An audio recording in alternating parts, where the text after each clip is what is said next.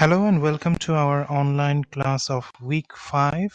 The course name is Government and Politics and I am Muhammad Tahmidul Islam, lecturer, Department of Law, World University of Bangladesh, and I welcome you to our online class.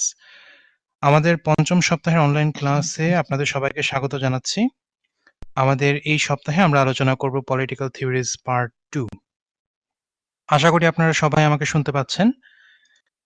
তো আমাদের এই সপ্তাহে একটি lecture রয়েছে conservatism, fascism এবং nationalism নিয়ে। তো আশা করি আপনারা এই লেকচার রেকর্ডিংটি দেখেছেন এবং আমি পাশাপাশি কিছু রিকোয়ার্ড রিডিংস রেখেছি যে লিঙ্কগুলোতে আপনারা ক্লিক করার পর এই ইন্ডিভিজুয়াল টপিকগুলো সম্পর্কে আলাদাভাবে আর একটু বিস্তারিত জানতে পারবেন। তো আশা করি আপনারা সবাই এই লিঙ্কগুলো ক্লিক করে আপনাদের যে পড়াশোনাগুলো রয়েছে সেগুলো করেছেন। And we also have a discussion forum and it is easy discussion topic.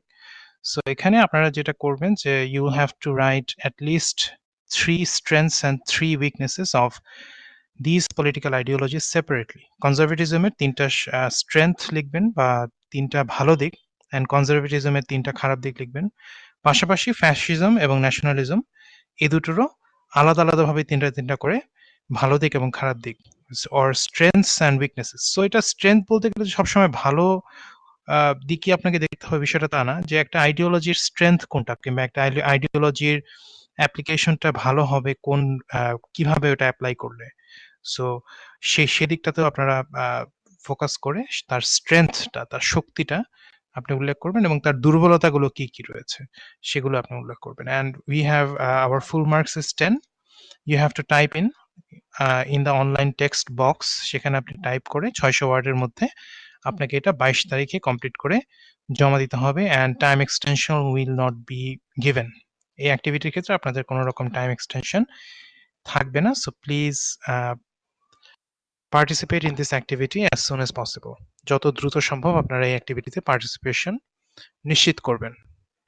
So let's go to our online class. আমাদের যে অনলাইন ক্লাসের যে ম্যাটেরিয়ালটা আছে সেই ম্যাটেরিয়ালে আমরা যাই।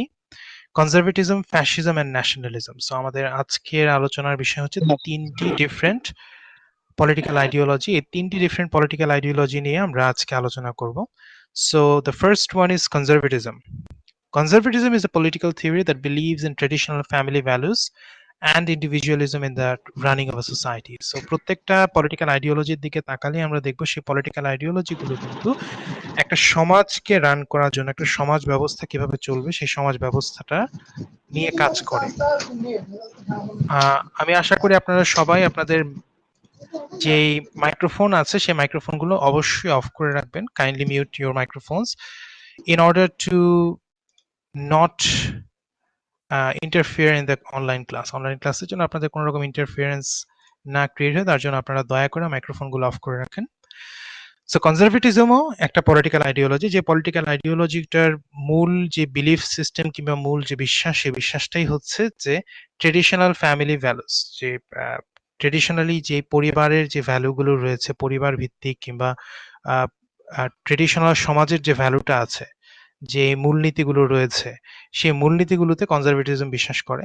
and it also believes in individualism, যে ইন্ডিভিজুয়াল পার্সনের যে অধিকারটা আছে, ইন্ডিভিজুয়াল পার্সন বা একজন ব্যক্তি, সে একজন ব্যক্তি সমাজে তার অধিকার কতটুকু আছে কিংবা সে তার জীবনটাকে কিভাবে পরিচালনা করবে, এই ব্যাপারে তার সিদ্ধান্তের যে গুরুত্বটা রয়েছে, এই গুরুত্বটাকেও কনজারভেটিজম সম্মান প্রদান করে থাকে।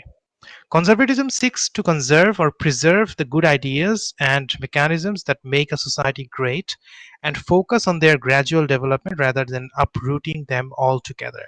So conservatism টা হচ্ছে এমন একটা পলিটিক্যাল আইডিওলজি যেটা কিনা সবসময় লক্ষ্য রাখে যে একটা সমাজ, এই সমাজটা ইতিহাসের সেই শুরু থেকে এখন পর্যন্ত সে কিভাবে ডেভেলপ করে এই পর্যায়ে আসছে, সেই ভালো যে দিকগুলো রয়েছে সমাজে, সেই ভালো দিকগুলোকে কনজার্ভ করবে, সেই ভালো দিকগুলোকে প্রিজার্ভ করবে, যে না আমাদের সমাজ ঐতিহাসিকভাবে যেভাবে গড়ে উঠেছে তার যে ভালো দিকগুলো রয়েছে, তার যে প্রোডাক্টিভ পার্টগুলো রয়েছে, এগুলোকে আমরা প্রিজার্ভ করব, এগুলোকে আমরা কনজার্ভ করব এবং এগুলোকে আমরা প্রোটেক্ট করব এবং আমরা এগুলোর উপরে ডেভেলপমেন্টে ট্রাই করব।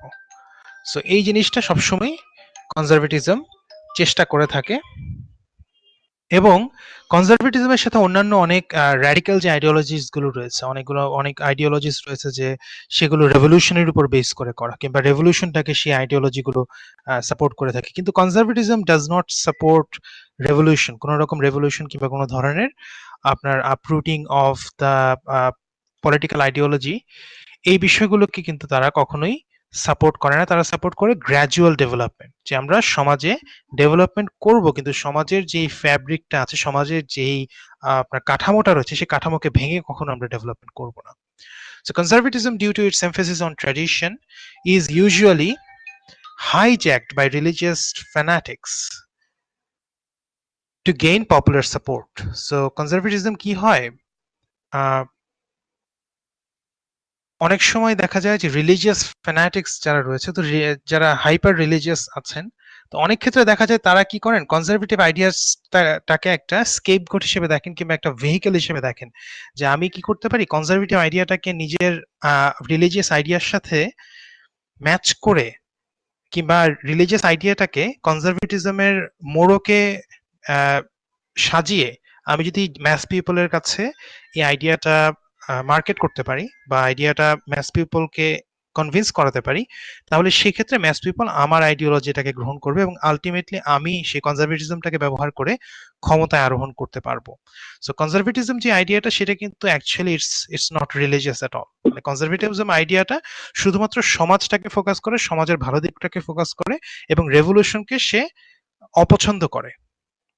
বাট রিলিজিয়াস ফ্যানাটিক্সটা যেটা করে, যে তারা কিন্তু কি করে, এই সমাজটাকে তারা সাধারণ জনগণকে বোঝায় যে এই সমাজ যে এই পর্যায়ে আসছে, কিংবা সমাজের যে প্রাচীন ধারণাগুলো রয়েছে, এগুলোর সাথে রিলিজিয়নের একটা ওতপ্রোত সম্পর্ক রয়েছে। সুতরাং conservatism is equal to religious. So but in actuality conservatism is not equal to religious rules or religious principles. So religious কিন্তু আরো প্রিন্সিপলস রয়েছে, কিংবা রিলিজিয়াস রুলস রয়েছে, বাট কনজারভেটিজমটাকে সাধারণত দেখা যায় যে বিভিন্ন দেশে রিলিজিয়াস যেই পার্টিস গুলো রয়েছে, সেগুলো কনজারভেটিজমটাকে হাইজ্যাক করে ফেলে। ফর এক্সাম্পল, আমরা আমেরিকার দিকে যদি তাকাই, সেখানে কিন্তু যে রিলিজিয়াস ফ্যাকশন আছে, মানে যে রিলিজিয়াস পিপল রয়েছে, তারা কিন্তু কনজারভেটিভ যে মুভমেন্টটা, তাদের মধ্যে যে সমাজটাকে প্রোটেক্ট করার মুভমেন্টটা, সেই মুভমেন্টটাকে তারা হাইজ্যাক করেছে। তেমনি ইংল্যান্ডের দিকে তাকালেও আমরা মোটামুটি সে একই অবস্থা দেখতে পাই, যেখানে কিনা তাদের সেই চার্চ অফ ইংল্যান্ড, কিংবা সেখানকার যে ক্লার্জিম্যান যারা রয়েছে, তারা কিন্তু সবসময় কনজারভেটিভ পার্টিকে সাপোর্ট দিয়ে থাকে। But it should not be like that. তাদের নিজস্ব পার্টি থাকতে পারে, বাট কনজারভেটিভ মুভমেন্টটাকে কিন্তু তারা একটা ভালো ভেহিকেল হিসেবে এখানে গ্রহণ করে থাকে, কারণ কনজারভেটিভ মুভমেন্টের পিছনে সাধারণ জনগণের একটা সাপোর্ট সাধারণত থাকে। So now let's talk about the core principles of conservatism. এই কনজারভেটিজম যে পলিটিক্যাল আইডিয়াটা আছে, এই আইডিয়াটার কোর প্রিন্সিপাল গুলো কি কি? এই কোর প্রিন্সিপাল গুলো, they can be of 7-fold, 7 রকম হতে পারে, 7টি অ্যাকচুয়ালি কোর প্রিন্সিপাল রয়েছে। Individual freedom.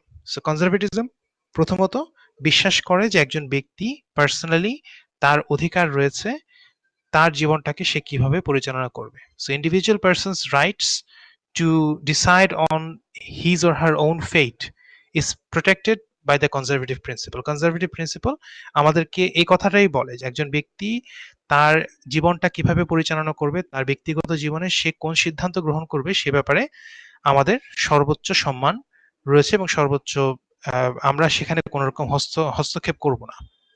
And it also believes in limited government. Limited government হচ্ছে সরকার থাকবে একটা রাষ্ট্র পরিচালনা করার জন্য। আমরা আগেও দেখেছি যে আমাদের অন্যান্য যে পলিটিক্যাল প্রিন্সিপাল গুলো নিয়ে আলোচনা যখন করেছি, ফর এক্সাম্পল অ্যানার্কিজম নিয়ে যখন আলোচনা করেছি, তখন আমরা দেখেছি যে গভর্নমেন্ট ছাড়া কিন্তু ইন অ্যাকচুয়ালিটি আমরা কোনো রাষ্ট্রই সঠিকভাবে এই এই যুগে পরিচালনা করতে পারবো না। তো সেক্ষেত্রে গভর্নমেন্ট থাকতে হবে, but government is like a necessary evil which should be limited. এটা হচ্ছে এমন একটা সংগঠন, যে সংগঠনটা না থাকলে ভালো, কিন্তু যেহেতু আমাদের খুবই প্রয়োজন, এটা ছাড়া চলবে না, সেহেতু আমরা রাখবো, কিন্তু এটাকে এমন ক্ষমতা আমরা দিব না যা কিনা আমাদের ব্যক্তিগত জীবনে হস্তক্ষেপ করতে পারে। So conservative principle actually advocates for limited government or the government which has less power, যার ক্ষমতাটা কম।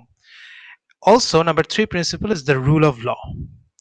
এই কনজারভেটিভ প্রিন্সিপালের মধ্যে আরো একটি গুরুত্বপূর্ণ যে প্রিন্সিপাল রয়েছে, সেটা হচ্ছে রুল অফ ল।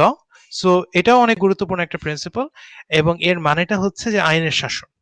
যেখানে যে দেশে একটা আইন থাকবে, সেই আইনটা সবার উপর সমানভাবে অ্যাপ্লিকেবল হবে, এবং কেউই সেই আইনের ঊর্ধ্বে থাকবে না। এটাই হচ্ছে রুল অফ ল। এবং আইনটাকে সবাইকে মানতে হবে। ফর এক্সাম্পল, আমরা কিন্তু অনুন্নত যে দেশগুলো রয়েছে, সেই অনুন্নত দেশগুলোর আইন ব্যবস্থার দিকে তাকালে দেখতে পাবো যে তাদের বইয়ে একরকম আইন আছে, কিন্তু in practice the law is practised really differently. এটা ভিন্নভাবে অ্যাপ্লাই হচ্ছে, এবং the law is applied to the rich people in a certain way and to the poor people in another way. মানে যারা ধনী আছেন, যারা ক্ষমতাশীল আছেন, যারা রাজনৈতিকভাবে, ধর্মীয়ভাবে, যেভাবেই হোক ক্ষমতাসীন, তাদের প্রতি আইনের যে ব্যবহারটা, আইনের যে অ্যাপ্লিকেশনটা, সেটা একরকম। আবার যারা সংখ্যালঘু এবং যারা হচ্ছেন সেই সমাজে যারা দুর্বল অবস্থানে আছেন, যারা দরিদ্র, তাদের কিন্তু অবস্থানটা খুবই খারাপ এবং তাদের প্রতি আইন অনেক বেশি কঠোর। সো এটাকে কিন্তু আমরা রুল অফ ল সিচুয়েশন বলবো না। রুল অফ ল সিচুয়েশন হচ্ছে সেটা দেশে একটা আইন থাকবে এবং সেই আইনটা সবার প্রতি সমানভাবে অ্যাপ্লিকেবল হবে। And then number 4 is peace through strength. So conservative principle আমাদেরকে বলে যে একটা সমাজ কখনোই শান্তি অর্জন করতে পারে না কিংবা শান্তি অবস্থায় থাকতে পারে না যদি সে দুর্বল হয়ে থাকে। একটা রাষ্ট্রকে অবশ্যই সবল হতে হবে, একটা রাষ্ট্রকে অবশ্যই ক্ষমতাশীল হতে হবে এবং তার নিজের বাউন্ডারিকে প্রোটেক্ট করার মতো পাওয়ার এবং ক্যাপাসিটি কিন্তু সেই রাষ্ট্রের থাকতে হবে। So conservative principle advocates not for militarism to invade other countries but to protect their own countries. Conservative principle বলে যে আমরা অন্য দেশকে দখল করার জন্য সামরিক ক্ষমতা অর্জন করব না। আমরা অর্জন করব কিসের জন্য? আমরা অর্জন করব নিজেদের যে রাষ্ট্র রয়েছে, নিজেদের যে সমাজ রয়েছে, নিজেদের যে জীবন ব্যবস্থা রয়েছে, সেটাকে প্রোটেক্ট করার জন্য আমরা কি করব? আমাদের মিলিটারি ক্যাপাবিলিটিটাকে এনহ্যান্স করব।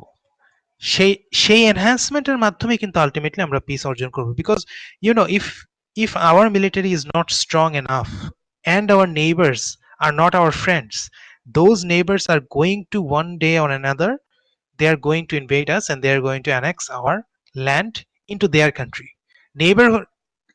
নেইবারহুডে যে কান্ট্রিগুলো রয়েছে, আমাদের যে প্রতিবেশী কান্ট্রিগুলো রয়েছে, সো প্রতিবেশী কান্ট্রিগুলো যদি দেখে যে না, এই দেশের অবস্থা খুব দুর্বল এবং এই দেশের সেরকম কিন্তু কোন রকম মিলিটারি ক্যাপাবিলিটি নেই, সেক্ষেত্রে কিন্তু কি হতে পারে? সেক্ষেত্রে তারা কিন্তু আমাদের অভ্যন্তরীণ বিষয়গুলোতে হস্তক্ষেপ করা শুরু করবে এবং একসময় দেখা যাবে যে তারা আমাদের দেশটাকে নিজেদের হিসেবে গ্রহণ করে নিয়েছে। মানে আমাদের যে স্বাধীনতা, আমাদের যে সার্বভৌমত্ব, এই সার্বভৌমত্ব কিন্তু থাকবে না। সুতরাং কনজারভেটিভ প্রিন্সিপাল এই স্বাধীনতা এবং সার্বভৌমত্ব রক্ষার ক্ষেত্রে যে স্ট্রেংথ অর্জন করার বিষয়, এই বিষয়ে জোর দিয়ে থাকে।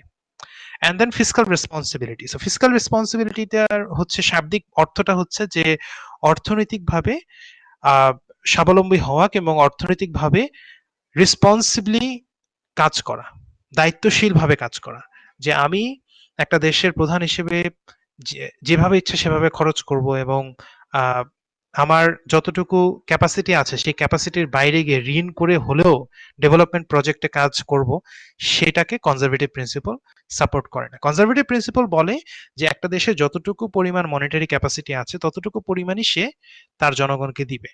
মানে জনগণ যেন অতিরিক্ত ভোগবিলাসে অভ্যস্ত না হয়ে যায়, যে ভোগবিলাসটা বহন করার জন্য সরকারকে আবার ঋণ করতে হয়। অনেক ক্ষেত্রে এরকম হয়ে থাকে, অনেক দেশই দেখা যাচ্ছে যে আপনারা যদি গ্রিসের দিকে তাকান, গ্রিস যখন ইউরো জোনে যোগদান করলো তখন কিন্তু কি করলো? তখন তারা তাদের জনগণকে অনেক বেশি পরিমাণে বিভিন্ন রকম পেনশন ফ্যাসিলিটি, তারপরে এই ধরনের বিভিন্ন রকম ফ্যাসিলিটি দেওয়া তারা স্টার্ট করে এবং তারা অনেকগুলো তাদের যে এয়ারপোর্ট রয়েছে, রেল স্টেশন রয়েছে, সেই ধরনের বড় বড় যে প্রজেক্ট, ডেভেলপমেন্ট প্রজেক্ট, সেই ডেভেলপমেন্ট প্রজেক্টগুলো তারা স্টার্ট করলো।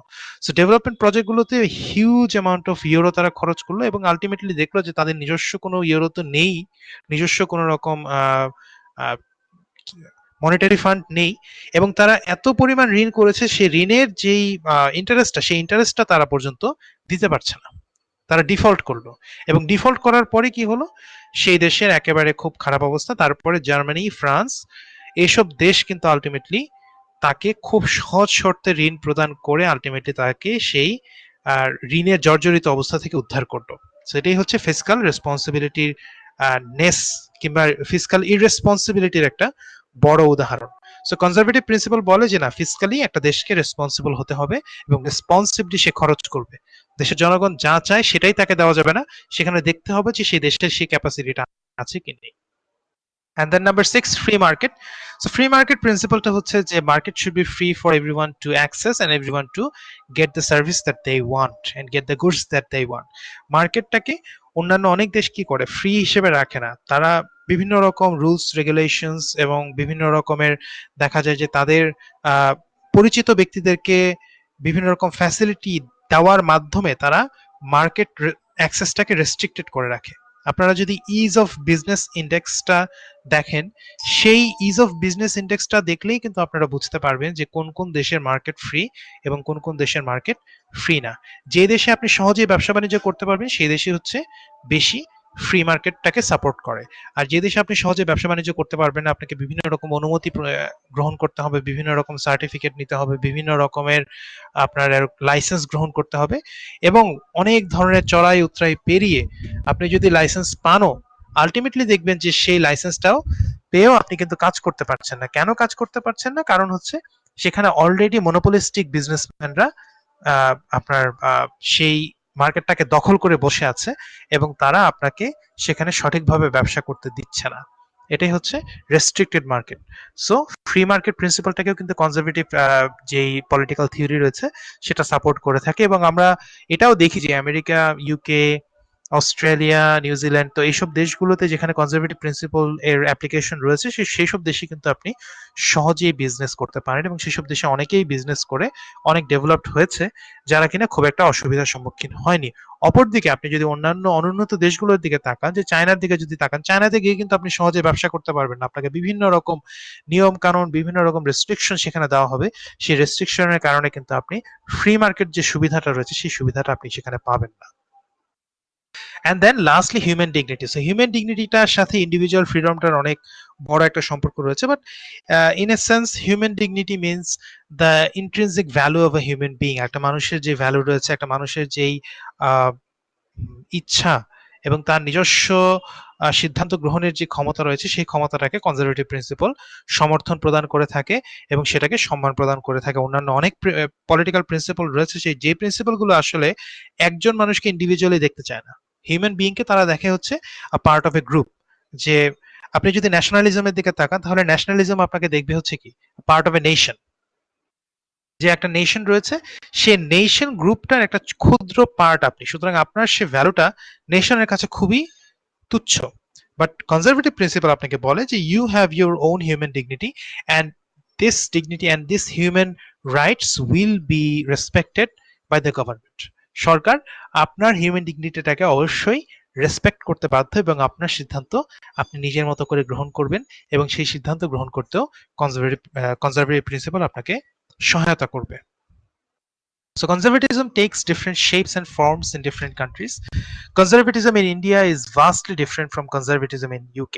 So আমরা যদি কনজারভেটিভ পার্টিগুলোর দিকে তাকাই, বিশ্বের বিভিন্ন দেশে কিন্তু সেই কনজারভেটিভ পার্টিগুলো বিভিন্ন রূপ ধারণ করেছে। ফর এক্সাম্পল আমরা যদি ইন্ডিয়ার দিকে তাকাই, ইন্ডিয়ার কনজারভেটিভ মুভমেন্টটা কিন্তু বর্তমানে বিজেপির দখলে, ভারতীয় জনতা পার্টি। সো এই Bharatiya Janata party is actually a more religious group than it is conservative. এটা কনজারভেটিভের চেয়ে কিন্তু মোর রিলিজিয়াস, ধর্মীয় তার যে পরিচয়টা, সেই ধর্মীয় পরিচয়টা কিন্তু তার কনজারভেটিভ পরিচয়ের চেয়ে অনেক বেশি। এখন সাধারণত যেহেতু ধর্মীয় যারা রয়েছে, ধর্মীয় পলিটিশিয়ান যারা রয়েছে, তারা দেখে যে কোন ধরনের পলিটিক্সটা করলে আমার বেশি মানুষের ভোট পাওয়ার সম্ভাবনা হবে। তো তারা কিন্তু সেক্ষেত্রে দেখে যে কনজারভেটিভ প্রিন্সিপালটার সাধারণ জনগণের মাঝে একটা অ্যালিউড আছে, একটা একটা অ্যাপিল রয়েছে কনজারভেটিভ প্রিন্সিপালের, এবং তারা সেই অ্যাপিলটাকে নিজেদের স্বার্থে ব্যবহার করার জন্য এই প্রিন্সিপালটাকে গ্রহণ করে, এবং গ্রহণ করে সেই প্রিন্সিপাল অনুযায়ী তারা তাদের পলিটিক্যাল পার্টি তৈরি করে তারা ক্ষমতা দখল করে থাকে। সুতরাং এই বিজেপির যে ক্যারেক্টারিস্টিক্স রয়েছে এবং বিজেপির নেতাদের যে ক্যারেক্টারিস্টিক্স রয়েছে এবং তাদের যেই পলিসিগুলো রয়েছে, তারা তাদের রাজ্যগুলোতে এবং তাদের দেশে আলটিমেটলি যে পলিসিগুলো গ্রহণ করছে, যে ধর্মীয় পলিসিগুলো এবং ধর্মটাকে সবচেয়ে সামনে ফোরফ্রন্টে রেখে তারা যে সিদ্ধান্তগুলো গ্রহণ করছে, আমরা ইউকে কনজারভেটিভ পার্টির দিকে যদি তাকাই তাহলে দেখবো যে সেখানকার পরিস্থিতি কিন্তু অন্যরকম, সেখানকার পরিস্থিতি ভিন্ন। সেখানে ধর্মীয় দিকটা রয়েছে, সেখানকার যারা ধর্মীয় এক্সট্রিমিস্ট রয়েছে তারাও অনেক ক্ষেত্রে, মানে বেশিরভাগ ক্ষেত্রেই কনজারভেটিভ পার্টির মেম্বার হয়ে থাকে, কিন্তু সেখানে তাদের ফুটহোল্ডটা অনেক উইক। মানে সেখানে ধর্মটাকে তারা সেভাবে ব্যবহার করতে পারে না এবং ধর্মীয় পলিসিগুলো তারা ফ্রন্টে নিয়ে আসতে পারে না, সেখানে ধর্মীয় পলিসিগুলোকে সবসময় পিছনের দিকে রাখা হয়। সেকুলার যে পলিসিগুলো রয়েছে, যেগুলো সবার জন্য কাজে দেবে, যেগুলো সবার জন্য উপকারী, সেই পলিসিগুলো সে দেশের কনজারভেটিভ পার্টি গ্রহণ করে থাকে তার প্রিন্সিপালগুলো অনুযায়ী। So, in general, conservatives are more religious, skeptical of government interventions, slow in adopting new social changes, and highly protective of cultural norms and teachings. So, এখানে আমি যে বিষয়টা উল্লেখ করেছি সেটা হচ্ছে যে কনজারভেটিভ পিপল যারা রয়েছে, মানে কনজারভেটিভ পলিসিটাকে যারা পলিটিক্সে সাপোর্ট করে থাকে, তাদের যে ক্যারেক্টারিস্টিক্স ইন জেনারেল, তারা বেশিরভাগ ক্ষেত্রে রিলিজিয়াস পার্সন হয়ে থাকেন এবং তারা গভর্নমেন্টের বিভিন্ন ইন্টারভেনশন যেগুলো রয়েছে, ব্যক্তিগত জীবন বলেন, মানুষের সামাজিক জীবন এবং মানুষের রাজনৈতিক জীবন, এই রাজনৈতিক জীবনগুলোতে যখন সরকার কোনো আইন তৈরি করে এবং সেইগুলো যদি ইন্টারভেনশনিস্ট হয়ে থাকে, তাহলে সেগুলোকে তারা স্কেপটিক্যাল দৃষ্টিভঙ্গি দিয়ে দেখেন এবং they are also slow in adopting new social change. আমাদের বর্তমান সময়ে আমরা দেখছি যে প্রতি বছরে বছরে কিন্তু সামাজিক বিভিন্ন রকম পরিবর্তন আসছে, তাই না? উন্নত দেশগুলোর দিকে আমরা তাকাই, সেখানে দেখবো যে সেখানকার সমাজগুলোর সাথে কিন্তু আমাদের সমাজের বলতে গেলে মানে অনেক অমিল, এবং সেই অমিলের পরিমাণ কিন্তু বাড়ছে দিন, এবং তাদের 10 বছর আগের সমাজ এবং বর্তমান সমাজের সাথেও কিন্তু অনেক অমিল।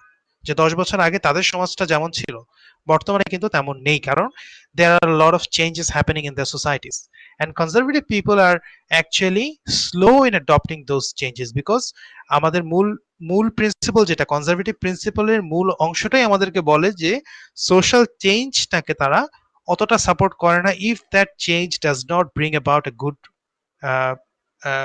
good result. যদি সেই রেজাল্টটা ভালো না হয়, তারা আগে দেখবে যে এই চেঞ্জটা যদি আমরা সোসাইটিতে নিয়ে আসি, তাহলে সেটার ফলাফল ভালো হবে কি হবে না, সেটার ফলাফল আমাদের জন্য সুখকর হবে কি হবে না। যদি ফলাফলটা দেখা যায় না ভালো হবে না, তাহলে তারা সেই সোশ্যাল চেঞ্জটাকে গ্রহণ করে না। এই জন্যই দেখা যায় যে তারা বিভিন্ন রকম যে সোশ্যাল ট্রেন্ড গুলো রয়েছে, সেই ট্রেন্ড গুলো এবং চেঞ্জেস গুলো গ্রহণ করার ক্ষেত্রে অনেক অনেক পিছিয়ে থাকে। And they're also highly protective of cultural norms and teaching. So conservative people are really they are proud of their cultures. তারা তাদের কালচার গুলো নিয়ে, মানে যে দেশেরই কনজারভেটিভ যে কোনো কনজারভেটিভ পার্সনের সাথে আপনি কথা বলেন না কেন, তারা তাদের কালচার নিয়ে খুবই সুখী এবং তারা তাদের কালচার নিয়ে প্রাউড, এবং তারা সেই কালচারাল যেই আইডেন্টিটিটা রয়েছে সেই আইডেন্টিটিটাকে প্রিজার্ভ করতে পছন্দ করে। Conservative movements all around the world are gaining momentum in response to rapid digitalization and social transformation.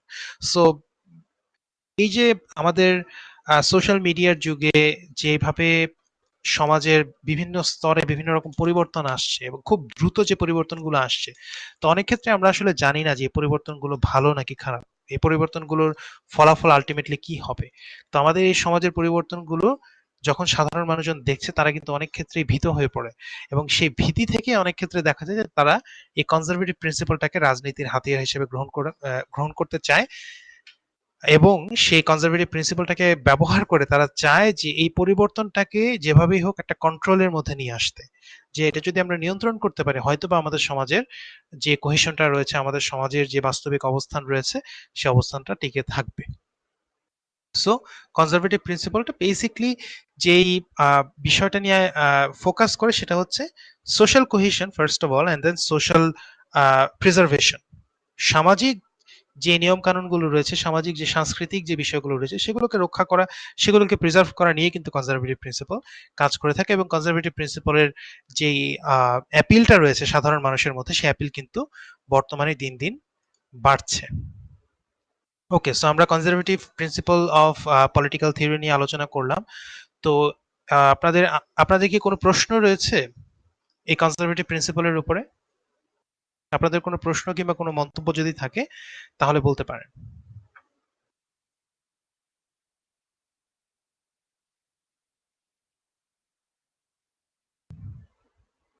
ওকে, ঠিক আছে, আমি ধরে নিচ্ছি আপনাদের কোনো প্রশ্ন নেই, আপনারা সবকিছু বুঝতে পেরেছেন। So let's go to our second topic, fascism. Fascism নিয়ে আমরা আলোচনা করব। সো ফ্যাসিজম তো এমন একটা শব্দ, যে শব্দটার সাথে আমরা কম বেশি সবাই পরিচিত। এই শব্দটা আমরা অনেক ক্ষেত্রে শুনেছি বিভিন্ন রকম পত্রপত্রিকার লেখনীতে, এবং টক শো গুলো থেকে আমরা ফ্যাসিজম শব্দটা কিন্তু শুনে থাকি। বাট ফ্যাসিজমটা আসলে কি, এই পলিটিক্যাল আইডিওলজিটা আমাদেরকে কি বলে এবং সেটার ইতিহাসটা কি, এই ব্যাপারে আমরা আজকে জানবো। Fascism is the rule of one man or woman with an iron fist. It is a political system where a state takes every freedom from its citizen and controls every aspect of citizens' life. So, ফ্যাসিজমটা হচ্ছে এমন একটা political system, এমন একটা রাষ্ট্র ব্যবস্থা যে রাষ্ট্রে একজন ব্যক্তি হচ্ছে ক্ষমতার কেন্দ্রে থাকবে এবং সেই ব্যক্তি তার ক্ষমতা ব্যবহার করে সাধারণ নাগরিকের জীবনের সমস্ত কিছু নিয়ন্ত্রণ করতে পারবে এবং সাধারণ নাগরিকের সেখানে কোনো কিছু বলার থাকবে না। সাধারণ নাগরিককে সেই সর্বোচ্চ ক্ষমতাধর ব্যক্তি যা বলে সেটাই বিনা প্রশ্নে মেনে নিতে হবে এবং তার জীবনটাকে সেভাবেই পরিচালনা করতে হবে। ফ্যাসিস্ট লিডার যদি একটা দেশের জনগণকে বলে যে তোমাকে এখন যুদ্ধে গিয়ে মারা যেতে হবে, তাহলে সেখানে সেই দেশের সিটিজেনের বলার কিছু নেই, তাকে অবশ্যই যুদ্ধে যেতে হবে এবং তাকে ফ্যাসিস্ট লিডারের জন্য মৃত্যুবরণ করতে হবে। এবং ফ্যাসিস্ট লিডার হতে গেলে আপনাকে অবশ্যই আয়রন ফিস্ট থাকতে হবে। আয়রন ফিস্ট মানে কি, মানে লোহার হস্ত, মানে আপনার হাতটা এতটাই কঠোর হতে হবে যেন সেটাকে আপনি লোহার সাথে তুলনা করতে পারেন, মানে আপনাকে অনেক কঠোরভাবে একটা দেশ শাসন করতে হবে। Liberty, freedom and political plurality are non-existent in a fascist system. একটা ফ্যাসিস্ট সিস্টেম যদি থাকে কোনো দেশে, সেখানে আমরা দেখব যে সেখানে কোনো রকম লিবার্টি নেই, সেখানে কোনো ফ্রিডম নেই এবং পলিটিক্যাল প্লুরালিটি নেই বা অন্য কোনো টাইপের পলিটিক্যাল পার্টি নেই। যে দেশে একটাই পলিটিক্যাল পার্টি, সেই দেশটাকে কিন্তু আমরা আইডেন্টিফাই করতে পারি ফ্যাসিস্টিক কান্ট্রি হিসেবে, বিকজ অন্য কোনো পলিটিক্যাল পার্টিকে দাঁড়াতে ক্ষমতাসীন পার্টি কোনোভাবেই দিবে না। এটাই হচ্ছে ফ্যাসিজমের একটা বড় indication. Italy under Benito Mussolini, Germany under Adolf Hitler and Spain under Francisco Franco are famous examples of fascism. So ফ্যাসিজমটা আমরা দেখেছি দ্বিতীয় বিশ্বযুদ্ধের সময়ে, যখন হিটলার আপনার জার্মানির যে সোশ্যালিস্ট পার্টি ছিল, জার্মান সোশ্যালিস্ট পার্টি, সেই সোশ্যালিস্ট পার্টির লিডার হিসেবে সে ক্ষমতায় আসলো এবং দ্বিতীয় বিশ্বযুদ্ধ ঘোষণা করলো। এবং ইটালি সমসাময়িক সময়ে বেনিটো মুসোলিনি নামক একজন ব্যক্তি, যিনি কিনা আগে সাংবাদিক ছিলেন, পরবর্তীতে তিনি কিন্তু কি করলেন, জনপ্রিয়তা, মানে তার যে জনপ্রিয়তাটা আছে, জনপ্রিয়তাটাকে ব্যবহার করে তিনি ক্ষমতায় আরোহণ করেন এবং নিজেকে ইটালির স্বৈরশাসক হিসেবে ঘোষণা করলেন এবং ঘোষণা করে তিনি জার্মানির অ্যাডলফ হিটলারের সাথে তার সহমর্মিতা ঘোষণা করলেন এবং তারা একটা অ্যাক্সিস পাওয়ার গঠন করে দ্বিতীয় বিশ্বযুদ্ধে অংশগ্রহণ করলো। সো এই যে দ্বিতীয় বিশ্বযুদ্ধের সময় আমরা দেখেছি যে কিভাবে ফ্যাসিস্ট লিডাররা তাদের দেশকে একদম ধ্বংসের দ্বার প্রান্তে নিয়ে যায়। আমরা দেখেছি যে দ্বিতীয় বিশ্বযুদ্ধ জার্মানির কি খারাপ একটা অবস্থা হয়েছিল। তারা যুদ্ধে অংশগ্রহণ করেছে, তারা নিজেরাও যেমন অনেক হত্যাযজ্ঞ চালিয়েছে, তেমনি নিজেদের দেশের জনগণও কিন্তু অনেক ক্ষতিগ্রস্ত হয়েছে। স্যার আসসালামু আলাইকুম। ওয়ালাইকুম আসসালাম। স্যার এটা কি কাইন্ড অফ স্বৈরাচারী শাসন বোঝায়? ফ্যাসিজম, হ্যাঁ, ফ্যাসিজম হচ্ছে একটা স্বৈরাচারী ব্যবস্থা, তবে ফ্যাসিজম অনেক ক্ষেত্রে স্বৈরাচারী ব্যবস্থার থেকে অনেক কঠোর, কারণ এখানে একজন ব্যক্তি ক্ষমতা থাকেন এবং একজন ব্যক্তির ক্যারিজমাটাকে ব্যবহার করে সেই শাসকটা ক্ষমতার সমস্ত কিছু গ্রহণ করে সেই দেশটাকে পরিচালনা করেন। আর অথরিটেরিয়ানিজম যেটা, সেখানেও আমরা দেখব যে সেখানে অথরিটি থাকে, কিন্তু অথরিটেরিয়ানিজমটা বেসিক্যালি একটা ফ্যামিলির হাতে থাকতে পারে, একজন ব্যক্তির হাতেও থাকে, তবে সে সাধারণত তার ফ্যামিলি পাওয়ারের মাধ্যমে সেই অথরিটেরিয়ান ক্ষমতাটা গ্রহণ করে থাকে। তো এখানে পার্থক্যটা খুবই ক্ষীণ। অথরিটেরিয়ানিজম এবং ফ্যাসিজমের মধ্যে পার্থক্য অনেক ক্ষীণ, বাট ফ্যাসিজমটা বেসিক্যালি একজন পার্সনের ক্যারিজমার উপর ডিপেন্ড করে। ক্যারিজমেটিক কোনো পার্সন যদি হঠাৎ করে ক্ষমতায় চলে আসে এবং সেই যদি সর্বেসর্বা হয়ে যায় এবং সেই যদি দেশটাকে একদম আয়রন ফিস্টের মাধ্যমে কন্ট্রোল করে, তখন সেই কান্ট্রিটাকে আমরা বলতে পারি ফ্যাসিস্টিক কান্ট্রি, যেখানে ইন্ডিভিজুয়াল পার্সনের কোনো রাইট নেই, ইন্ডিভিজুয়াল পার্সনের কোনো লিবার্টি নেই। So now let's look at the indications of fascism.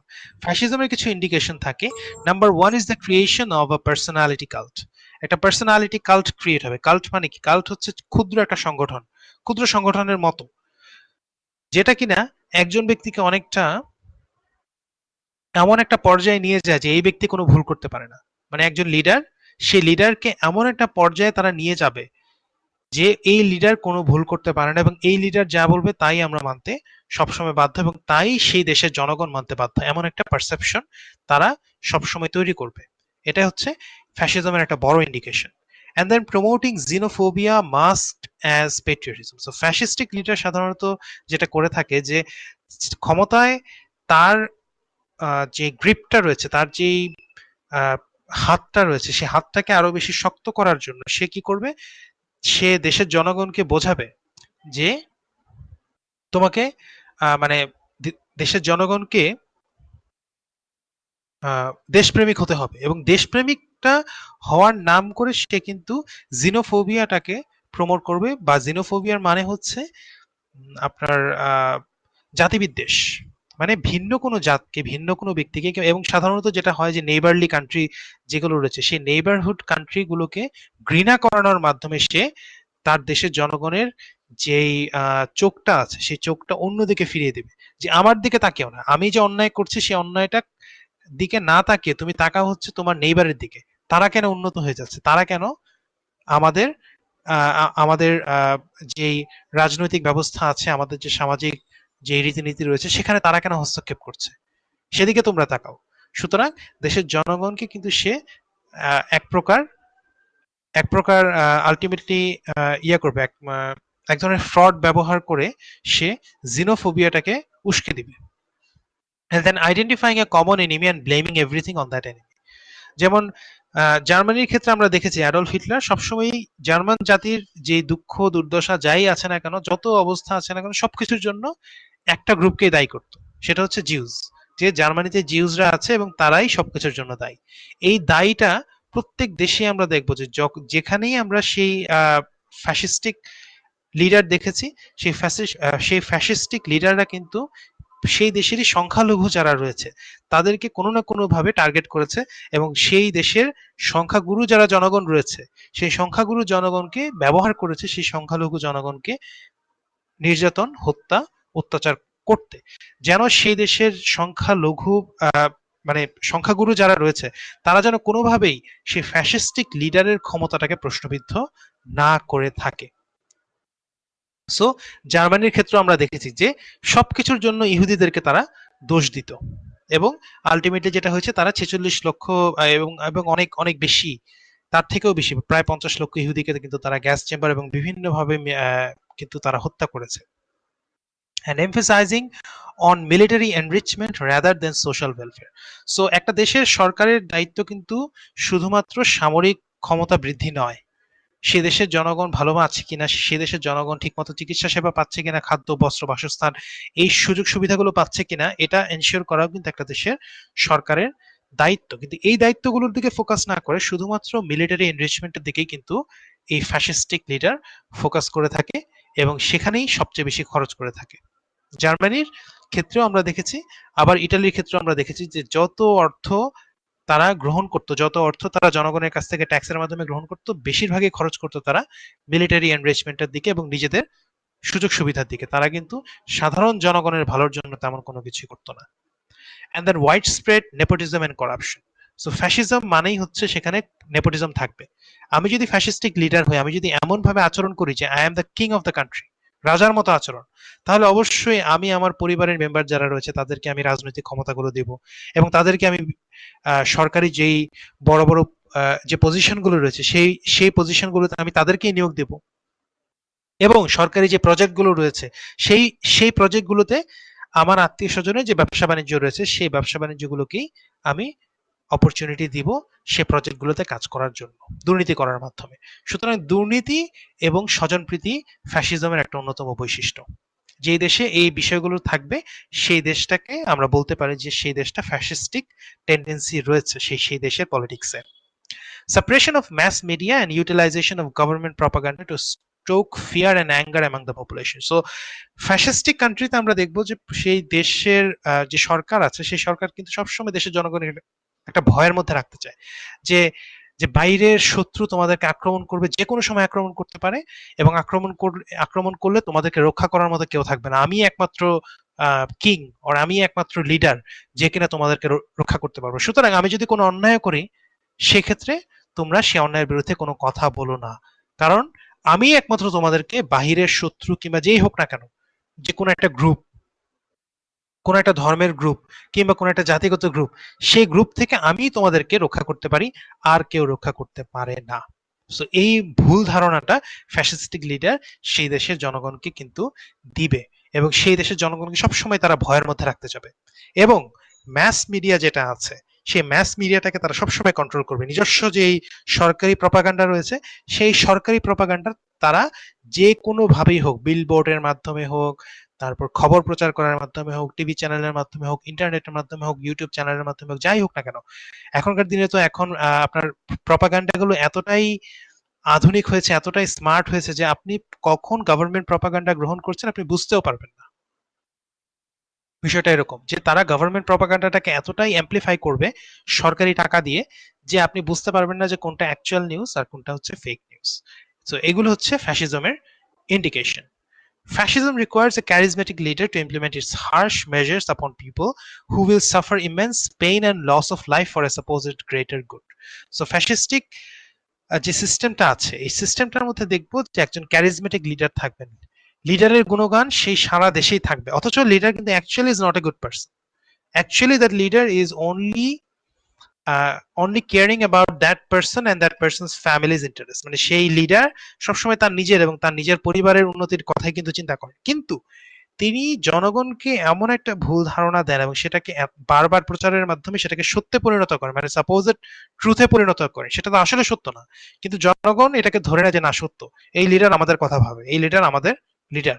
এবং এই লিডার যদি কোনো খারাপ কাজও করে থাকে তারপরেও সেটাকে তারা সহ্য করে। কেন? Because we need to suffer in order to get that greater good. একটা কোনো ভালো কাজের জন্য, একটা কোনো ভালো অর্জন আমরা করব ইন ফিউচার আমাদের কোনো না কোনো একটা ভালো হবে, সে ভালো হওয়ার আশাতে কিন্তু তারা কি করে, সে অন্যায়টাকে সহ্য করতে থাকে। Fascism often pops up in places where democracy has failed and a power vacuum has been created. মানে এমন দেশগুলোতে ফ্যাসিজম রাইজ করে যেখানে ডেমোক্রেটিক সিস্টেমটা কাজ করে না, মানে যে দেশের জনগণ ডেমোক্রেটিক প্রসেসটাকে সম্মান করে না, যে দেশের জনগণ অপরের বক্তব্য, অপরের মতকে সম্মান করতে শেখেনি, সেই দেশে কিন্তু ফ্যাসিজমটা গ্রো করে। কারণ আমরা যদি সাধারণ জনগণ হিসেবে একজন অপরজনকে শ্রদ্ধা না করি, একজন অপরজনের মতামতকে শ্রদ্ধা না করি, একজন অপরজনের দৃষ্টিভঙ্গিকে শ্রদ্ধা না করি, এবং একজন অপরজনের সাথে সবসময় বিভিন্ন রকম মারামারি বলেন, তারপর বিভিন্ন রকম যে কি বলে বিরোধ, সেই বিরোধে লিপ্ত থাকি, তাহলে সে আমাদের বিরোধটাকে কাজে লাগিয়ে সেখানে কোনো না কোনো ফ্যাসিস্টিক লিডার রাইজ করবে, এবং সেটাই কিন্তু জেনারেলি হয়ে থাকে। Fascism থ্রাইভস in an unstable and divided society. যে সোসাইটিটা আনস্টেবল, যে সোসাইটিতে মারামারি হানাহানি এগুলো লেগেই থাকে, সেই সোসাইটিগুলোতেই কিন্তু আমরা দেখবো ফ্যাসিজম গ্রো করছে। Even though fascist states have failed miserably, their ideas are still popular among religious zealots, xenophobic and hateful people worldwide. So, যে পিপল সাধারণত দেখা যায় যে রিলিজিয়াস এন্ড যে পিপল সাধারণত xenophobic মানে ভিন্ন জাতিকে যারা ঘৃণা করে, and in general the people that are hateful, মানে সাধারণত যে পিপল হচ্ছে অন্যদের ক্ষেত্রে সবসময় ঘৃণা পোষণ করে থাকে এবং নিজের কোনো খারাপ কিছুর জন্য, নিজের ভুলের জন্য নিজেকে দোষ না দিয়ে অপরকে দোষ দিতে পছন্দ করে, তাদের কাছে ফ্যাসিস্টিক আইডিওলজিটা এখনো জনপ্রিয়, এবং তারা অনেক ক্ষেত্রেই ফ্যাসিস্টিক লিডারকে সমর্থন প্রদান করে থাকে, যে না এই একজন লিডার আসবে যে এসে সমস্ত অন্যায়টাকে শেষ করে দেবে। আমি যে অন্যায় করছি এটার কোনো অসুবিধা নেই, কিংবা আমি নিজে কতটুকু অন্যায়টাকে প্রতিহত করলাম সেটা বিষয় না, অন্যায় হচ্ছে এবং অন্যায়টাকে একজন ফ্যাসিস্টিক লিডার আসবে, লিডার এসে একদম ঠিক করে দেবে, আর আমি আমার মতো জীবনযাপন করবো। এই ধরনের মেন্টালিটি যে দেশে বেশি রয়েছে, সেই দেশগুলোতে কিন্তু ফ্যাসিস্টিক রুলসটা অনেক বেশি জনপ্রিয়তা পায়, এবং সেখানেই ফ্যাসিজমটা কিন্তু বেশি প্রচলিত হতে পারে। সো ফ্যাসিস্টিক কান্ট্রি যদি বর্তমানে আমরা যদি দেখি যে কমিউনিস্ট কান্ট্রি যেগুলো রয়েছে, অনেক ক্ষেত্রে in general sense those are fascistic countries, and also in African countries many African countries are authoritarian and they're also fascistic. So fascism টা হচ্ছে এমনই ideology which do not have anything that is good for that country, মানে সেই দেশের জন্য ভালো কিছু কিন্তু ফ্যাসিজম বয়ে আনে না।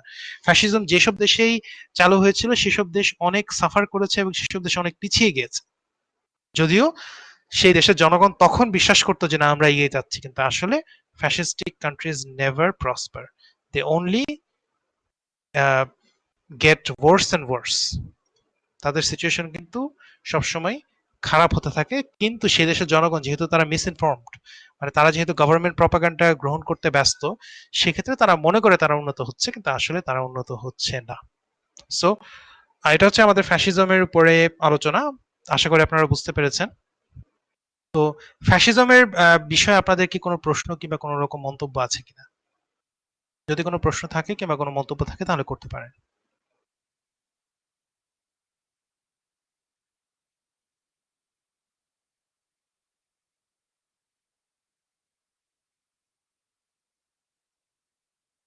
ওকে, এমডি আরিফুল ইসলাম, আপনি একটি কমেন্ট করেছেন like Arab spring countries are ফ্যাসিজমস। হ্যাঁ, আরব স্প্রিং যেটা হয়েছিল আহ, বিভিন্ন আরব কান্ট্রিগুলোতে, সেটা কিন্তু ছিল একটা গণতান্ত্রিক আহ, বিদ্রোহের মতো। সেখানকার জনগণ সে অটোক্র্যাটিক এন্ড ফ্যাসিস্টিক যে লিডাররা রয়েছে, এবং আমরা দেখছি যে মিশরে মিশরে আপনার মুরসির শাসনামল যখন ছিল, তখন কিন্তু সেটা কিন্তু ছিল আপনার মুসলিম ব্রাদারহুড যেই পলিটিক্যাল পার্টি রয়েছে, এবং তার পিছনে কিন্তু জনগণের সমর্থন ছিল। কিন্তু তাকে ক্ষমতাচ্যুত করে তারপরে কে আসলো? বর্তমানে মিলিটারি লিডার সিসি, তিনি এখন বর্তমানে ক্ষমতায় আছেন। তো সেটাকে আমরা ফ্যাসিস্টিক বলতে পারি, because the general people of Egypt do not support military government, but they have to abide by the rules. So সেক্ষেত্রে তাদের সাপোর্ট নেই, কিন্তু তারা সেই মিলিটারি গভর্নমেন্ট দ্বারা কিন্তু রুলড হচ্ছে। সো সেখানেও ফ্যাসিজমের কিন্তু অনেক এলিমেন্ট রয়েছে, এবং সেই দেশেরই একটা part, big portion of that country is actually supporting CC. মানে সাপোর্ট ছাড়া তো কোনো দেশে কোনো সরকার ক্ষমতায় অ্যাবসলুটলি টিকে থাকতে পারে না। টিকে থাকতে গেলে তার কোনো না কোনো একটা গ্রুপের কাছ থেকে সাপোর্ট থাকতে হবে। তো সেখানেও সাপোর্ট রয়েছে। তো এইভাবে আমরা দেখছি যে বিভিন্ন আরব কান্ট্রিগুলোতে, এবং বর্তমানে মিয়ানমারের ক্ষেত্রেও যে সিচুয়েশন আমরা দেখছি, যে মিয়ানমারে যে পলিটিক্যাল ইনস্টেবিলিটি আছে, এবং সেখানে যে মিলিটারি গভর্নমেন্ট রিসেন্টলি অং সাং সুচির যেই ন্যাশনাল ডেমোক্রেটিক পার্টিটাকে ক্ষমতাচ্যুত করলো, এবং ক্ষমতাচ্যুত করার মাধ্যমে তাকে আবার গৃহবন্দী করে তারা বর্তমানে কিন্তু de facto ruler of Myanmar with the blessings of চায়নার ব্লেসিংস নিয়ে এবং চায়নার সাপোর্ট নিয়ে তারা কিন্তু বর্তমানে ক্ষমতায় আছে, এবং তারা তাদের দেশে কিন্তু অ্যাট্রোসিটি চালাচ্ছে। সেটা বাইরের দেশের মিডিয়া এবং ইন্টারন্যাশনাল মিডিয়া তেমন একটা মনোযোগ দিচ্ছে না, এবং সেই মনোযোগটা দেওয়া উচিত। সেখানে যে জাতিগোষ্ঠীগুলো রয়েছে, বিভিন্ন অনেকগুলো জাতিগোষ্ঠী রয়েছে সে পাহাড়ি অঞ্চলগুলোতে, সেখানে কিন্তু তারা ব্যাপক হত্যাযজ্ঞ চালাচ্ছে, এবং তাদের যে স্বাধীনতাকামী বিদ্রোহটা রয়েছে সেই বিদ্রোহটাকে দমন করছে। তো বিশ্বের বিভিন্ন দেশে আমরা দেখছি যে বিদ্রোহ হচ্ছে, এবং এমনকি কিউবাতে যে রিসেন্টলি বিদ্রোহটা হলো, সেটাও কিন্তু কঠোর হস্তে দমন করা হয়েছে। তো এই বিদ্রোহগুলো ছিল গণতান্ত্রিক, এবং সেই বিদ্রোহের বিরুদ্ধে ফ্যাসিস্টিক সরকারগুলো কিন্তু অস্ত্রের মাধ্যমে সেই দেশের জনগণের মুখ বন্ধ করে দেয়। সো এগুলো হচ্ছে ফ্যাসিস্টিক কান্ট্রির একটা বড় ইন্ডিকেশন। ওকে, সো আমরা এখন আলোচনা করব ন্যাশনালিজম নিয়ে, ন্যাশনালিস্টিক আইডিয়া বা জাতীয়তাবাদী political ideology. So nationalism is a political ideology that puts the interest of the nation, as in a group of people of the same ethnicity, before all else, and promotes the sacrifice of individual rights and liberties for the promotion and protection of national interests. So nationalism হচ্ছে একটা political movement, যে মুভমেন্টটা আমাদেরকে বলে যে আমরা individual person, it's true, but we are also part of a group which we can call as nation. আমরা জাতি বা নেশনের কিন্তু একটা অংশ। সেই জাতির যে ইন্টারেস্টটা রয়েছে, সেই ইন্টারেস্টটা কিন্তু পার্সন হিসেবে, ইন্ডিভিজুয়াল হিসেবে আমার যে ইন্টারেস্ট রয়েছে তার থেকে আগে আসবে, কারণ হচ্ছে জাতি অবশ্যই একজন ইন্ডিভিজুয়ালের চেয়ে বড়। ন্যাশনালিজম আমাদেরকে এটা বলে যে আপনি যেহেতু একজন ব্যক্তি হিসেবে একটি জাতির সদস্য, সুতরাং সেই জাতির ভালো দিকটা আপনাকে অবশ্যই দেখতে হবে, এবং সেটা যদি হয় যে আপনি বাংলাদেশের সদস্য, আপনি একজন বাংলাদেশী। ঘাটে যাবেন? এক্সকিউজ মি প্লিজ, আপনি আপনার মাইকটা টার্ন অফ করুন। হাবিবুর রহমান, কাইন্ডলি আপনার মাইকটা টার্ন অফ করুন। আচ্ছা, আশা করি আপনারা আর কেউ এরকম অসুবিধা সৃষ্টি করবেন না অনলাইন ক্লাসের মধ্যে। সো ন্যাশনালিজম আমাদেরকে বলে যে একটা জাতির সদস্য আমরা প্রত্যেক মানুষই কিন্তু আমরা আমাদের ব্যক্তি সত্তা রয়েছে এবং পাশাপাশি আমাদের একটি জাতিসত্তাও রয়েছে। সেই জাতিসত্তার অংশ হিসেবে আমরা যদি আমাদের সেই জাতির ভালো দিকটা ফোকাস করি এবং জাতির কিভাবে ভালো হবে, জাতির উন্নতি হবে, সেই দিকটাতে যদি আমরা ফোকাস করতে চাই, তাহলে আমাদেরকে ন্যাশনালিস্ট আইডিয়া অনুযায়ী আমাদের পলিটিক্সটাকে পরিচালনা করতে হবে। সো ন্যাশনালিস্টিক পলিটিক্স আমাদেরকে বলে যে জাতি হবে ব্যক্তির আগে এবং জাতির ইন্টারেস্টটা অবশ্যই দেশের পলিটিক্সের ইন্টারেস্টটাতে রিফ্লেক্ট করবে। সো বাংলাদেশেও কিন্তু আমাদের একটা ন্যাশনালিস্টিক পার্টি রয়েছে বা যেটাকে বলা হয় nationalist party of Bangladesh or BNP. So BNP পার্টির মূল বক্তব্যটাই কিন্তু সেটা যে Bangladesh as a nation should be the prime or the primary concern of the government of Bangladesh। মানে বাংলাদেশ এর ভিতরে যারা মানুষরা রয়েছে, বাঙালি জাতি কিংবা বাংলাদেশি হিসেবে যারা রয়েছে, তাদের ইন্টারেস্টটাকে আমরা ফোকাস করব এবং তাদের ইন্টারেস্টটা আমরা সবার আগে সংরক্ষণ করব। The ideas of nationalism is based upon belief that all nations must govern themselves, and it is the nation that should hold the ultimate governing power over the people of that nation. So nationalism এর আইডিয়াটা আমাদেরকে এটাই বলে যে পৃথিবীতে অনেক জাতিগোষ্ঠী রয়েছে এবং প্রত্যেক জাতিগোষ্ঠীর অধিকার আছে তাদের নিজেদের রাষ্ট্রটাকে তারা পরিচালনা করবে। এক জাতিগোষ্ঠী অপর জাতিগোষ্ঠীর উপরে হস্তক্ষেপ করতে পারবে না এবং প্রত্যেক জাতিগোষ্ঠী তাদের নিজস্ব যে সংস্কৃতি রয়েছে, নিজস্ব যে আপনার মতাদর্শ রয়েছে, সেই মতাদর্শ অনুযায়ী নিজেদেরকে পরিচালনা করতে পারবে। Nationalism is one of the most popular political philosophies in the world. Most countries have political parties that actively promote nationalism and national cohesion. So প্রত্যেক দেশে আমরা দেখব যে জাতীয়তাবাদী সংগঠন এবং জাতীয়তাবাদী পলিটিক্যাল যে পার্টিগুলো রয়েছে, রাজনৈতিক দল, সেই রাজনৈতিক দলগুলো জনপ্রিয় এবং তারা সময় সময় ক্ষমতা গ্রহণও করে থাকে। এবং তারা কি করে যে ন্যাশনালিজম এবং পেট্রিয়টিজম, মানে আপনার দেশের প্রতি যেই মমত্ববোধ, এই মমত্ববোধটাকে কাজে লাগিয়ে কিন্তু তারা জনগণের কাছ থেকে ভোট আদায় করে থাকে। Nationalism is the idea of uniting a diverse group of people under a common banner and enhancing cooperation and the sense of brotherhood. So nationalism আমাদেরকে বলে যে একটা দেশে বিভিন্ন রকম ব্যক্তিরা থাকতে পারে, কিন্তু তাদেরকে আমরা একটা দেশের জনগণ হিসেবে, সিটিজেন হিসেবে তাদেরকে আমরা ওয়ান ইউনিট হিসেবে কাউন্ট করতে পারি এবং তাদেরকে আমরা একটা ব্যানারের আন্ডারে নিয়ে এসে তাদের মধ্যে কোঅপারেশনটাকে বিল্ড করব এবং তাদের ভিতরে যে ভ্রাতৃত্ববোধ, এই ভ্রাতৃত্ববোধটাকে ব্যবহার করে আমরা একটা দেশকে এগিয়ে নিয়ে যেতে পারবো। এটাই হচ্ছে ন্যাশনালিজমের মূল focus. However, extreme nationalism can brew hatred towards other nations and cause authoritarian leaders to capture state power. So আবার এখানে একটা গুরুত্বপূর্ণ বিষয় হচ্ছে যে ন্যাশনালিজম ভালো, একটা দেশের প্রতি আপনার অবশ্যই মমত্ববোধ থাকবে, আপনার দেশের প্রতি আপনার ভালোবাসা অবশ্যই থাকবে, কিন্তু এটা যদি এমন একটা পর্যায়ে চলে যায় যে আপনি আপনার দেশকে ভালোবাসেন এবং অন্যান্য দেশকে ঘৃণা করেন, তাহলে কিন্তু সেটা খুব খারাপ হবে। কেন খারাপ হবে? কারণ আপনার অন্যান্য দেশের প্রতি কিন্তু সম্মান থাকতে হবে, অন্যান্য দেশের প্রতি শ্রদ্ধা থাকতে হবে। যদি সেই শ্রদ্ধাটা না থাকে, সেটা যদি ঘৃণায় রূপান্তরিত হয়, তাহলে যেটা হবে যে অথরিটেরিয়ান অর ফ্যাসিস্টিক লিডার ক্ষমতায় চলে আসবে এবং ক্ষমতায় এসে আপনাকে ব্যবহার করবে সেই দেশের বিরুদ্ধে যুদ্ধ করার জন্য এবং আপনি আপনার জীবন সম্পদ সবকিছু সেই দেশের বিরুদ্ধে যুদ্ধে কিন্তু হারাতে পারেন। So nationalism is also one of the most popular political ideologies in the world. বিভিন্ন দেশে কিন্তু ন্যাশনালিস্টিক পার্টি রয়েছে। আমরা অন্যান্য অনেক দেশের পার্টিগুলোর দিকেও যদি তাকাই, সেখানেও দেখবো এমনকি ব্রিটিশ ন্যাশনালিস্ট পার্টিও একটা আছে ইংল্যান্ডে, বিএনপি, সেটাকে আবার বিএনপি বলা হয়। So it is an interesting fact. আবার আমেরিকাতে যে আপনার কনজারভেটিভ পার্টি রয়েছে, সেটাকে অনেকটা ন্যাশনালিস্টিক পার্টি বলা যেতে পারে। সো আমরা এই লেকচারে আলোচনা করলাম আমাদের তিনটি পলিটিক্যাল প্রিন্সিপাল নিয়ে, কনজারভেটিজম, ফ্যাসিজম অ্যান্ড ন্যাশনালিজম।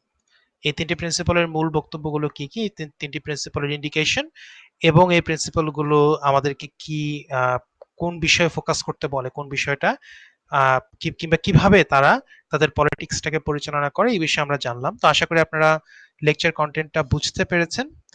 যদি কোনো অসুবিধা হয় কোনো পার্ট বুঝতে, তাহলে আপনারা প্রশ্ন করতে পারেন। I will answer accordingly. Do you have any questions or any comment? কোনো কমেন্ট কিংবা কোয়েশ্চেন যদি থাকে তাহলে আপনারা বলতে পারেন।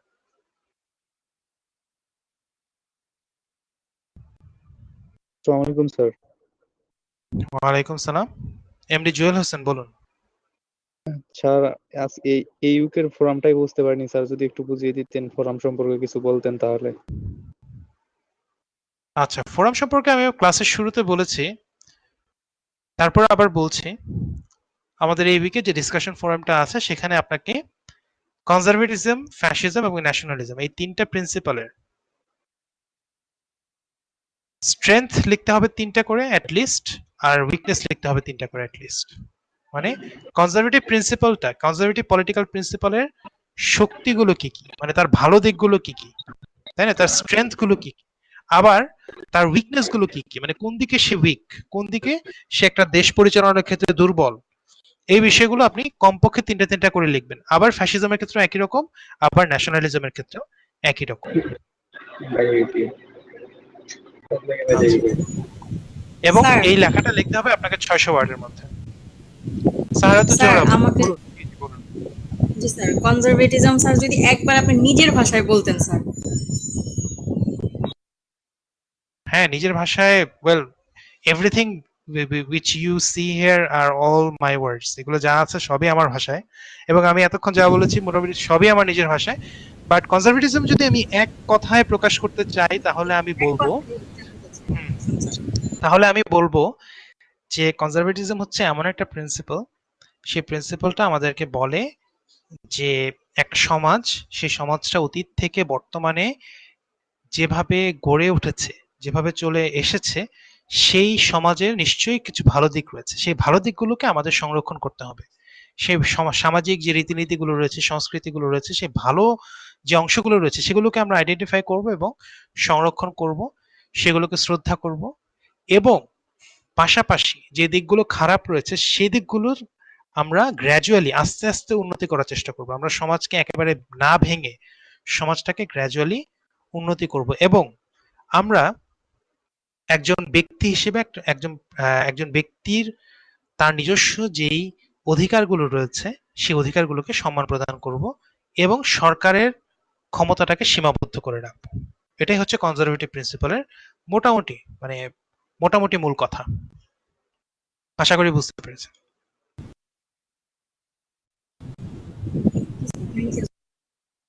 ওকে, আচ্ছা। তো আর কারো কি কোনো প্রশ্ন রয়েছে কিংবা কোনো কমেন্ট রয়েছে?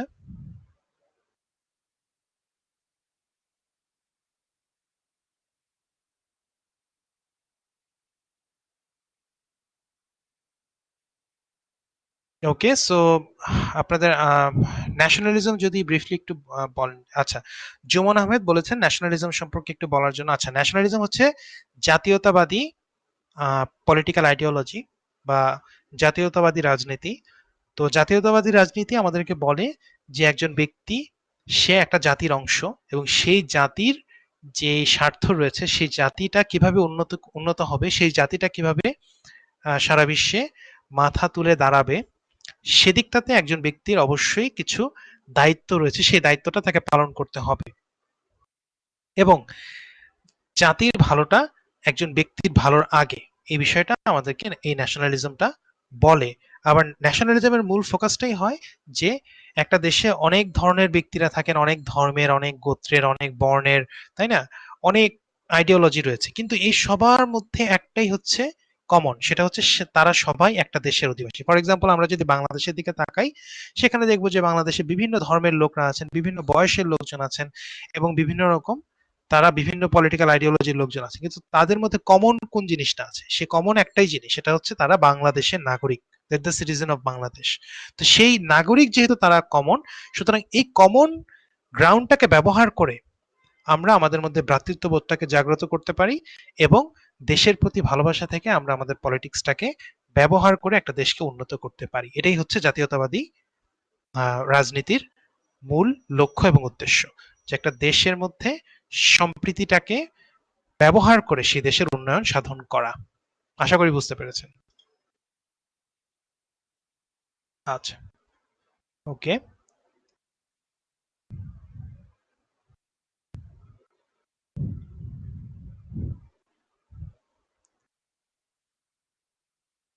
আর কারো যদি কোনো প্রশ্ন থাকে তাহলে করতে পারেন।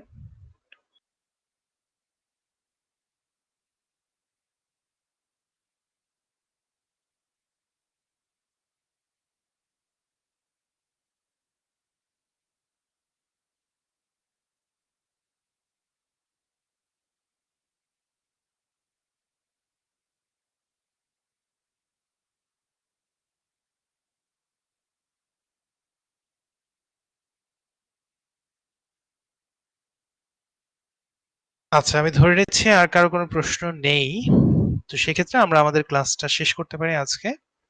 আপনাদের সবাইকে আমি ধন্যবাদ জানাচ্ছি আজকের ক্লাসে উপস্থিত থাকার জন্য, এবং আশা করি পরবর্তী ক্লাসগুলোতে আপনারা উপস্থিত থাকবেন এবং পাশাপাশি আপনাদের যারা ব্যাচমেট রয়েছে তাদেরকেও আপনারা উপস্থিত থাকার জন্য তাদেরকে উৎসাহ প্রদান করবেন, কারণ আপনারা সবাই যদি উপস্থিত থাকেন সেক্ষেত্রে আমার ক্লাসটা আরো প্রাণবন্ত হবে এবং আপনাদের কাছ থেকে আমি অনেক কিছু শিখতে পারবো। আপনাদের যে বক্তব্য রয়েছে এবং আপনাদের যে অভিজ্ঞতা রয়েছে সেই অভিজ্ঞতাগুলো থেকেও কিন্তু আমারও অনেক কিছু শেখার রয়েছে।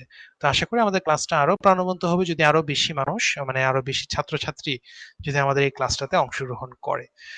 So I hope to see you all and more in the next class in the next week, and I hope you will participate in the discussion forum within the time frame, which is 22 October 2021, and I will not extend the time limit now. এই অ্যাক্টিভিটির time limit কিন্তু আমি বাড়াবো না, so আপনাদেরকে আরেকবার আমি সতর্ক করে দিচ্ছি যে দয়া করে আপনারা সময়ের মধ্যে অ্যাক্টিভিটিগুলোতে পার্টিসিপেট করবেন এবং আশা করি আপনারা পরবর্তী ক্লাসে সবাই উপস্থিত হবেন। And if you face any problem regarding the understanding of any required readings or the lecture, you can ask me in the general discussion forum and I will answer accordingly. General discussion forum আপনাদের রয়েছে, সেখানে আপনারা যতবার ইচ্ছা ask করতে পারবেন এবং আমি আশা করি আপনারা সবাই কমপক্ষে একবার হলেও জেনারেল ডিসকাশন ফোরামটিতে পার্টিসিপেট করবেন। I will be looking forward to hearing from you in the general discussion forum. So thank you all for participating in today's class and I hope to see you all in the next class.